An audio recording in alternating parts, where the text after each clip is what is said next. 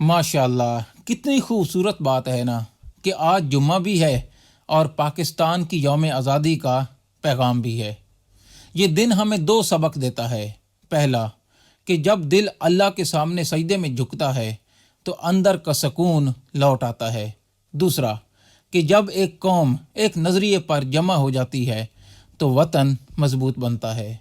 इबादत से रूह मजबूत होती है और इत्तेहाद से मुल्क मजबूत होते हैं। जुम्मा मुबारक, यौम आज़ादी मुबारक। अल्लाह पाकिस्तान को हमेशा सलामत रखे और हमें सच्चा मुसलमान और सच्चा पाकिस्तानी बनने की तौफीक अता फरमाए। आमीन या रब्बुल आलमीन। माशाअल्लाह, कितनी खूबसूरत बात है ना कि आज जुम्मा भी है और पाकिस्तान की यौम आज़ादी का पैगाम भी है। ये दिन हमें दो सबक देता है। पहला, कि जब दिल अल्लाह के सामने सजदे में झुकता है तो अंदर का सुकून लौट आता है।